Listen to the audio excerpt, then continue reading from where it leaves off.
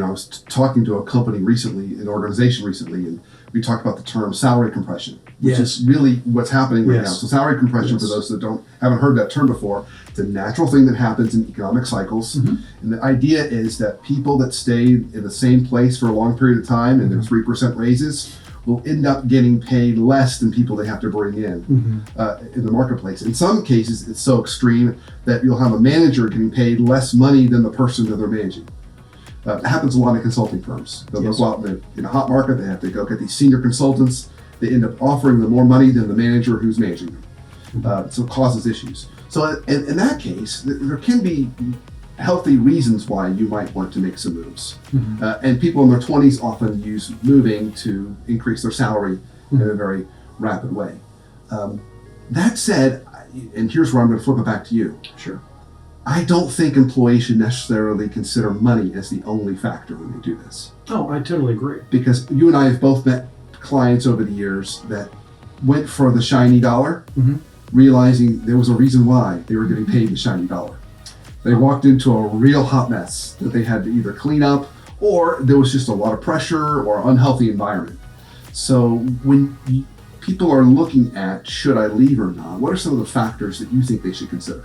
Well, it's interesting you say that, because I don't think I've made a career decision based on money since I was 28 years old.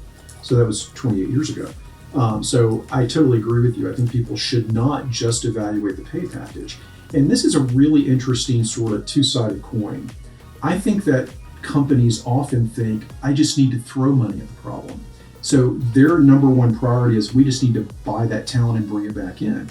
And I think they're operating from an incorrect assumption. And to your point, I think employees need to be very thoughtful about, is it just the money? Are there other things I want? Right now, what I'm hearing and what I'm reading is people want work-life balance. They want flexibility.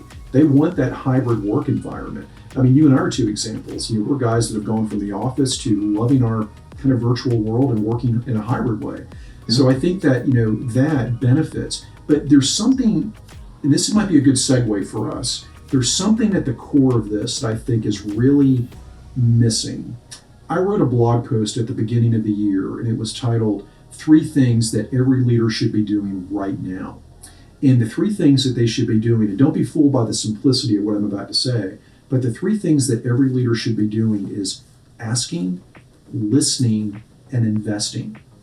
And those are 3 things they need to be doing with their teams. And they need to really ask their team members, what do you need from me? What do you need from me right now? What is it that is missing in your career? What do you need in your development? And really listen to the answers. Don't ask a question like, are you guys doing okay? Okay, great, thanks. No, it's going to be a really deep question, specific question. You need to listen actively on multiple levels. And then, and this is the key point, you need to be willing to invest in your people.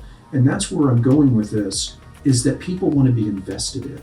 You and I have known this for decades. People want to be invested in.